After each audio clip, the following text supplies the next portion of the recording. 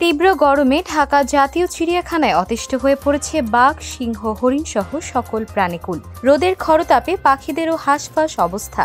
তীব্র তাপপ্রবাহ প্রতিদিন বেড়েই চলেছে। গাছের ছায়ায় আশ্রয় নিয়েছে হরিণ। কয়েকদিন যাবৎ অতিরিক্ত তাপমাত্রার কারণে মাংসাশী প্রাণীগুলো চরম দুর্ভোগে পড়েছে। অতিরিক্ত গরমের কারণে চিড়িয়াখানার দর্শনার্থীদের চাপও আজ অনেক কম। ফ্যামিলি ও বাচ্চাকে সঙ্গে নিয়ে চিড়িয়াখানার পশু পাখি দেখতে এসেছেন অনেকেই। গরমের পরিমাণটা অত্যাধিক বেশি, এর মধ্যে চলতেই পারতেছি না।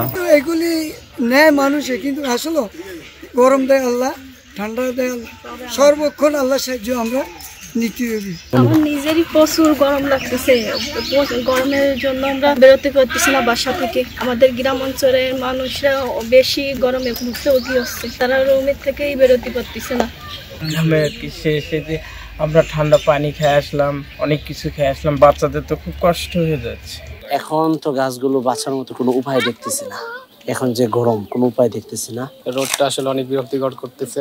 আর ঘোরাটা তো রেগুলার হয় না, গরম হলেও আর কি ঘুরে একটা ভালো লাগতেছে। অনেকদিন পর আসা, তারপর বাড়ি থেকে লোক আসছে, তাদেরকে নিয়ে একটু ঘুরে বেড়াচ্ছি। তা এখানে তো কিছু পাওয়া যায় না, যে বাইরে থেকে নিয়ে আসছিলাম, সেগুলোই খাইলাম আস্তে আস্তে।